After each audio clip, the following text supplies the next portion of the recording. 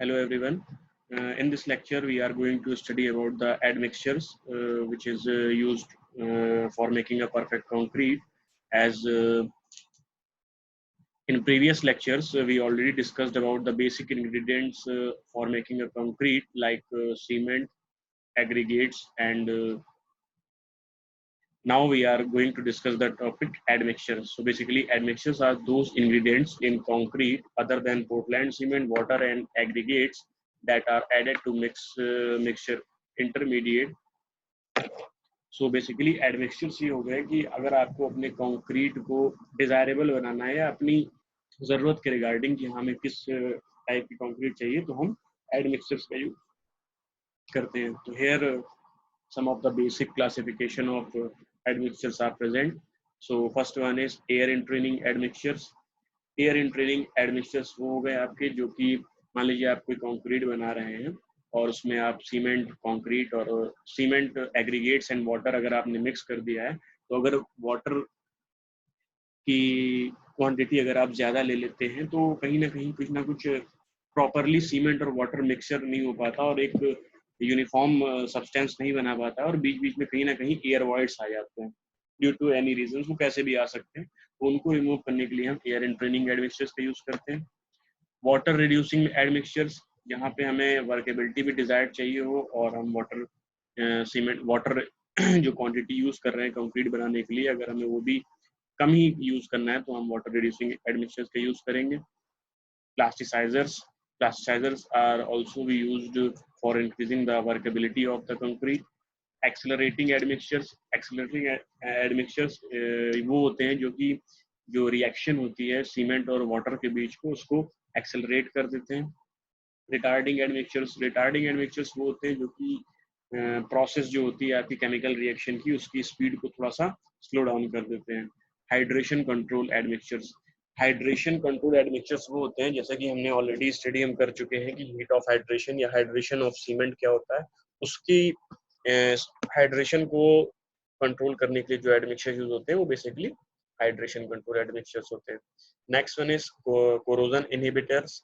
मान लीजिए कंक्रीट आपने कोई बनाई और उसमें जो पीएच आता है फाइनली वो कम, पीएच की वैल्यू कम आ रही, तो फिर करेगा क्या, एल्कली रिएक्शन ज्यादा परफॉर्म होंगी आपके कंक्रीट के अंदर, फ्रेश कंक्रीट में, और वो कहीं ना कहीं आपके जो स्टील आप यूज करेंगे कंक्रीट के साथ उसको कोरोजन प्रोवाइड करने में एबल होंगी और उसको रोकने के लिए हम कोरोजन इनहिबिटर्स का यूज करते हैं. Shrinkage reducers, as we discussed earlier, कि अगर वाटर क्वांटिटी अगर आप ज़्यादा ले रहे हैं कहीं पे और वाटर क्वांटिटी अगर आपने ज़्यादा ले ली है और वाटर अगर ज़्यादा हो रहा है तो श्रिंकेज या क्रीप फिनोमेना परफॉर्म होता है फ्रेश कंक्रीट में, तो श्रिंकेज को रिड्यूस करने के लिए हम श्रिंकेज रिड्यूसर्स का यूज़ करते हैं. एल्कली सिलिका रिएक्टिविटी इनहिबिटर्स, ये वो होते हैं जो एल्कली एग्रीगेट रिएक्शन या इन सबको कंट्रोल करते हैं. कलरिंग एडमिक्सचर्स वो हो गए जो कि हमें डिजायर्ड कलर की अगर कोई कंक्रीट बनानी तो हम कलरिंग एडमिक्सचर्स का यूज करेंगे. मिसलेनियस एडमिक्सचर्स, मिसलेनियस में कई सारे आ जाएंगे जो कि कंक्रीट की बेसिक प्रॉपर्टीज होती हैं परफेक्ट कंक्रीट की, लाइक वर्केबिलिटी, मतलब उसका फ्लो सही हो रहा हो. बॉन्डिंग, इट मीन्स कि जो एग्रीगेट्स हैं और सीमेंट है और वाटर वो कायदे से एक दूसरे से बॉन्डिंग कर लें. डैम प्रूफिंग, वाटर प्रूफिंग के लिए. परमेबिलिटी रिड्यूसिंग, परमेबिलिटी जो कंक्रीट हार्डन कंक्रीट है उसके बीच परमेबिलिटी ना हो. Grouting, gas foaming, anti wash out, foaming and pumping admixtures. तो ये हमारे कई तरीके की अदर्स एडमिक्सचर्स हैं जो कि हम कंक्रीट मेकिंग में यूज करेंगे. कंक्रीट शुड बी, उसके बाद कंक्रीट की कुछ क्वालिटीज दी हुई है. कंक्रीट हमें जो फाइनली गेन हो वो इन सारी क्वालिटीज को प्रूव करता हो. Like concrete should be workable, finishable, strong, durable, water tight and wear resistance. These qualities can often be obtained easily and economically by the selection of suitable materials rather than by the restoring to admixtures. So basically ये जितनी properties थी आपकी concrete की, ये सारी हमें easily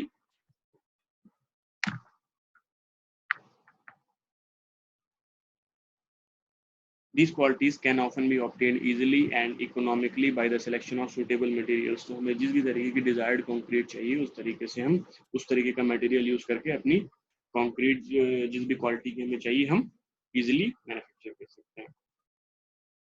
Next is the major reasons for using admixtures.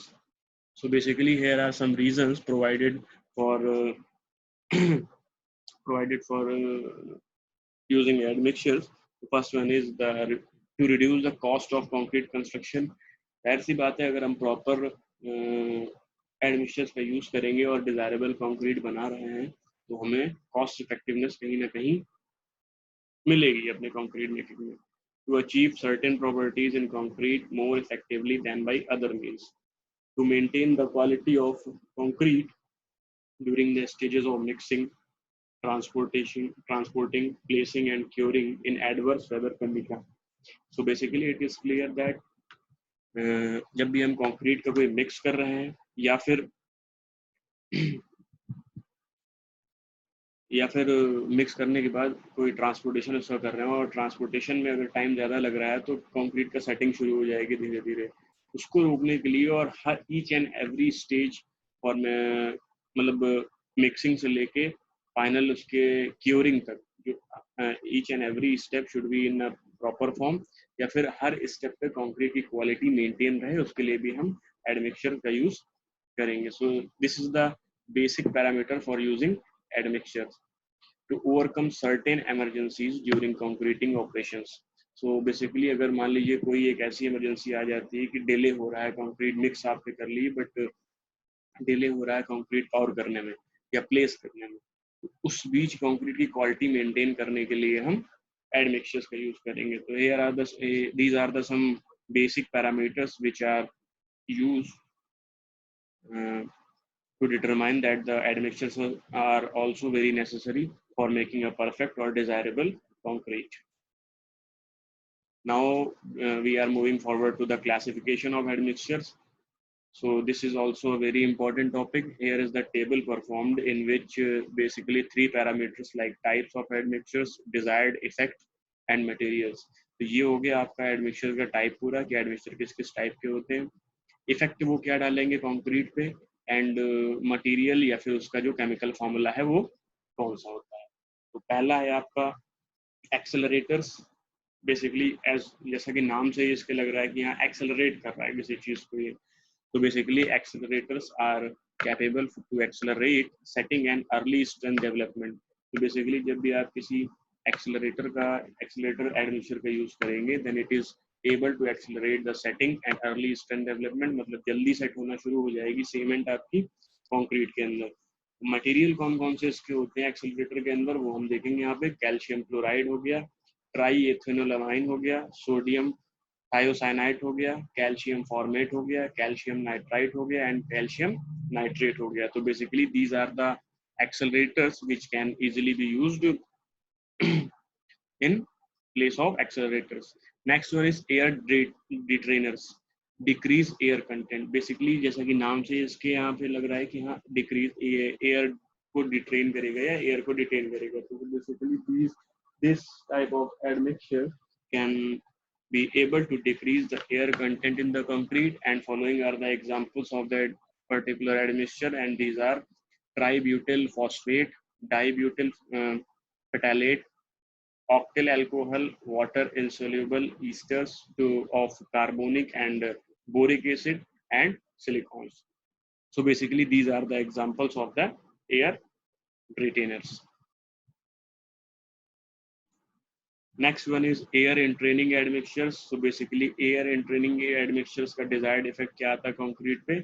Improved durability in freeze thaw, dicer, sulfate and alkali reactive environments improve workability. So basically air entraining admixture जो होते हैं ये आपका workability improve करते हैं, and examples of that air entraining admixtures are salts of wood resins, benzol resin उसको बोलते हैं, some synthetic detergents, salts of sulfonated lignin, salts of petroleum acid, salts of proteinaceous materials, fatty and resinous acid and their salts, alkyl benzene sulfonates, salts of sulfonated hydrocarbons. Okay. Next one is alkali aggregate reactivity inhibitors. Basically इस type के admixture के जो desire effect आता है वो आता है reduce alkali aggregate reactivity expansion. तो basically this type of admixture can easily be used for reduce the alkali aggregate reaction and examples of this alkali aggregate reactivity inhibitors are barium salts, lithium nitrate, lithium carbonate, and lithium hydroxide. Next one is anti-washout admixtures. These are the desired effect of these anti-washout admixtures are cohesive concrete for underwater placement. तो जब भी हम underwater placement concrete पे करते हैं या underwater कोई भी construction कर रहे हैं तो हम इस admixture का use करेंगे. So basically examples are cellulose and acrylic polymer. Next is bonding admixtures. Bonding admixture basically increases the bond strength, and the following are the examples of these bonding admixtures are polyvinyl chloride, polyvinyl acetate, acrylics, butadiene, styrene, copolymers. Next one is coloring admixtures. So basically these are used for making a colored concrete or the desired colored concrete, and examples are modified carbon black, iron oxide, chromium oxide, titanium oxide, and cobalt blue. So basically these are the examples of coloring admixtures. Next one is corrosion inhibitors. Basically these are used to perform the reduced steel corrosion activity in a chloride laden environment. So basically corrosion को रोकने के लिए हम ये corrosion inhibitors का use करते हैं. Next one is, और इसके example आपके हो जाएंगे calcium nitride, sodium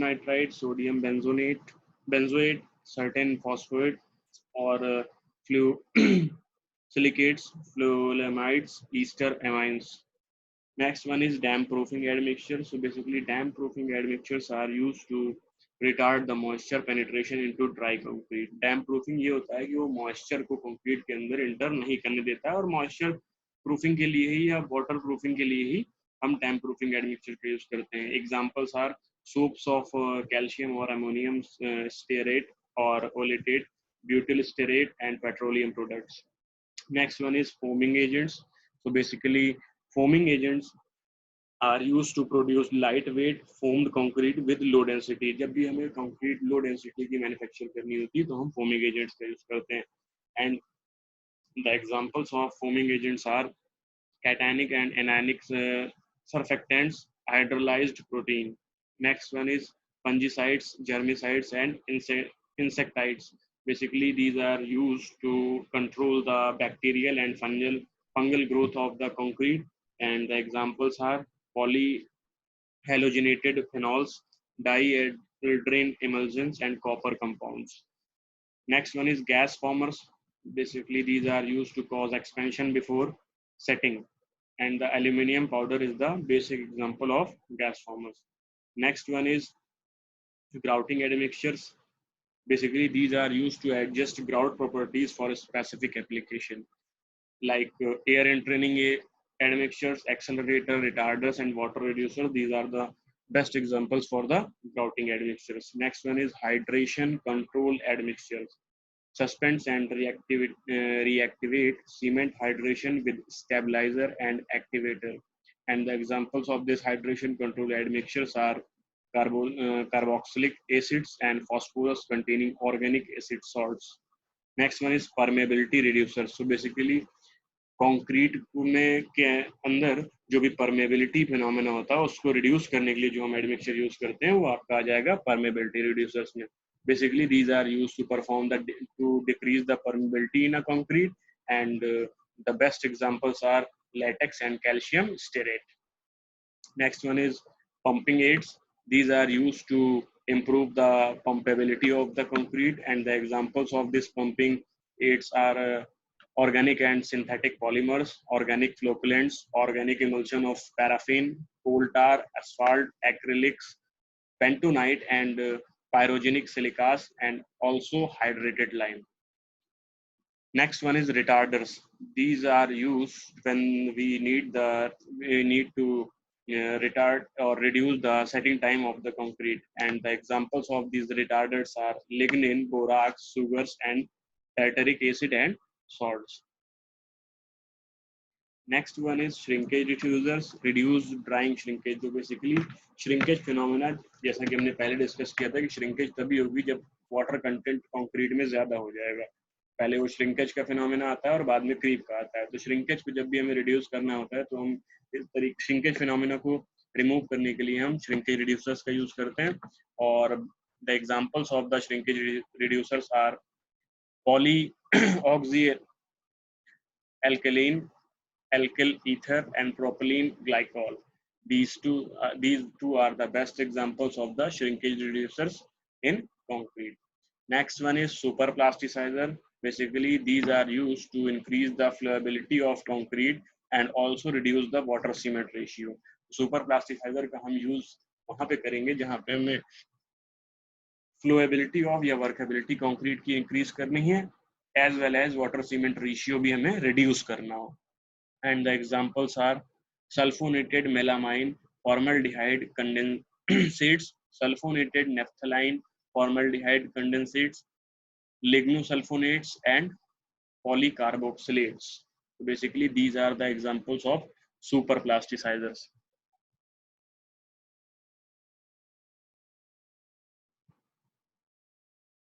Next one is superplasticizer and retarders. Basically, superplasticizer हम तब यूज करते हैं जब हमें वर्केबिलिटी इंक्रीज करनी होती है with retarded set reduce water cement ratio, और रिटार्डिंग जो केमिकल रिएक्शन होती है उसको भी डिक्रीज करने के लिए हम सुपर प्लास्टिसाइजर और रिटार्डर दोनों को एक साथ यूज करते हैं। और इसके एग्जांपल यही है कि जो सुपर प्लास्टिसाइजर और रिटार्डर मैंने लिए थे उन सबको हम कंबाइंड यूज करेंगे। Next one is water reducers. So basically, when we need to reduce the water content in at least 5% in a desired concrete, then we will use the water reducers. It means कि water reducers का use हम वहाँ करते हैं जब भी हमें 5% तक water content decrease करना होता है। And the examples of these water reducers are lignosulfates, hydroxylated carboxylic acids, carbohydrates. So basically these are the examples of the water reducers. Next one is water reducers and accelerators. Water reducers and accelerator ये हम combined form में use करेंगे। Water reducer तो वो हो गया जो आपका 5% तक वाटर कम कर रहा है। ऑल्सो एक्सेलरेटर भी अगर आप उसमें यूज कर रहे हैं तो वो एक्सेलरेट कर देगा रिएक्शन, जो कि कंक्रीट के अंदर के जो इंग्रेडिएंट हैं उनके अंदर जो रिएक्शन हो रही है उनको भी एक्सेलरेट कर देगा। Water reducers and retarders. अब वाटर रिड्यूसर्स एंड रिटार्डर ये हो जाएंगे कि हम वाटर कंटेंट तो धीरे मतलब थोड़ा हम रिड्यूस कर ही रहे हैं, उसके साथ साथ हम रिटार्ड भी कर रहे हैं, मतलब सेटिंग टाइम को इंक्रीज कर रहे हैं। Next one is water reducers and high range. Reduce water content minimum 12%। जब भी हमें 12% तक वाटर कंटेंट अगर डिक्रीज करना है then we will use the water reducers. और सुपर प्लास्टिसाइजर के एग्जांपल्स जो होंगे like these examples, these are used to reduce the high percentage of water in the range of 12%. And the examples are sulfonated melamine formaldehyde condensates, sulfonated naphthalene formaldehyde condensates, and lignosulfonates and polycarboxylates. Next one is water reducer and high range and retarder. These are used to reduce the water content up to 12% and also retard set. And the examples are as same as super plasticizer and also for water reducers. Next one is water reducer mid-range. So basically these plasticizers are used when we need to reduce the water content in the range of 6 to 12% without retarding. And the best example for these water reducer mid-range is lignosulfonates and polycarboxylates. So basically जो हमारा site पे या working में जो सबसे ज्यादा use होता है these are super plasticiser, just because super plasticiser की क्वालिटी होगी कि सबसे पहले तो ये फ्लो आपका कंक्रीट का होता है वो सबसे ज्यादा कर देता है। और इसके साथ ही साथ जैसा भी हमें डिजायर्ड कंक्रीट चाहिए, जैसे कि यहाँ पे हमने एग्जांपल पढ़े, retarder, accelerator, water reducer and retard, तो हम कंबाइंड तरीके से भी इन एडमिक्सचर्स का यूज कर सकते हैं. So basically these are the chemicals or admixture, mineral admixtures which are used to making a desired or particular concrete depending on the condition. ये हमारे बेसिक सारे केमिकल फॉर्मूलेज और ये अलग अलग तरीके के एडमिक्सचर्स हमने इस लेक्चर में पूरे स्टडी करे. इसके बाद हमारा जो सीमेंटस प्रॉपर्टीज होंगी किसी अदर मटेरियल की, तो उसको हम सीमेंट की जगह पे पार्शियली रिप्लेस करके सीमेंट को यूज कर सकते हैं. एज इन मेटाकोलिन हो गया, ब्लास्ट फर्नेस लैग हो गया, सिलिका फ्यूम हो गया, मेटाकोलिन हो गया, फ्लाई ऐश हो गया, तो इन सबको भी हम सीमेंट की जगह पार्शियली रिप्लेस करके यूज कर सकते हैं according to the condition. And these 4 materials जो कि हमें आगे पढ़ने are able to make the concrete strength. So basically ये जो 4 मटेरियल मैंने अभी बताया, metakaolin, fly ash, blast furnace slag and silica fume, ये अलग अलग तरीके से डिजायर्ड कंडीशन के हिसाब से हम पार्शली रिप्लेस कर सकते हैं सीमेंट के साथ, ताकि, और ये चारों मटेरियल अपनी अलग अलग क्वालिटीज देते हैं, चाहे वो स्ट्रेंथ के रिस्पेक्ट में हो, चाहे वो परमेबिलिटी के रिस्पेक्ट में हो. अब अगर मेटाकोलिन की बात करी जाएगी तो मेटाकोलिन का यूज वहां करते हैं क्योंकि वो परमेबिलिटी बहुत ही ज्यादा रिड्यूस कर देता है कंक्रीट की. जो भी हम कंक्रीट मेटाकोलिन को अगर सीमेंट से पार्शियली रिप्लेस करके बनाएंगे तो वो कंक्रीट की परमेबिलिटी को काफी हद तक रिड्यूस कर देता है, और जहां पे भी ऑयल वेल सीमेंटिंग होती है वहां पे हम मेटाकोलिन का यूज कर सकते हैं. इसी तरीके से ब्लास्ट फर्नेस स्लैग हो गया, सिलिका फ्यूम हो गया, तो ये सब इतने फाइन मटेरियल्स हैं और काफी हद तक इनकी प्रॉपर्टीज सीमेंट से मिलती है, तो इनको हम इजीली सीमेंट के साथ पार्शियली रिप्लेस करके अपना डिजायर्ड कंक्रीट बना सकते हैं. सो बेसिकली इस लेक्चर में हमने पूरा टाइप्स ऑफ एडमिक्सचर्स डिटेल में पढ़ा है, और कितने तरीके के एडमिक्सचर्स होते हैं अलग अलग, वो एक पर्टिकुलर क्या इफेक्ट डालते हैं हमारी कंक्रीट पे, और उनके एग्जांपल्स. सो बेसिकली मॉड्यूल 1 का लगभग 60% यहाँ पे ओवर हो रहा है. इसमें हमने कंक्रीट के बेसिक इंग्रेडिएंट जो हैं, लाइक सीमेंट पहला, दूसरा है आपका एग्रीगेट, उसके बाद हमने पढ़ा एडमिक्सचर. ये सारा बेसिक था हमारा for making a fresh concrete. अगर हम इन सबको मिक्स कर देते हैं पानी के साथ तो हमारा डिजायर्ड कंक्रीट परफॉर्म हो जाएगा. Thank you.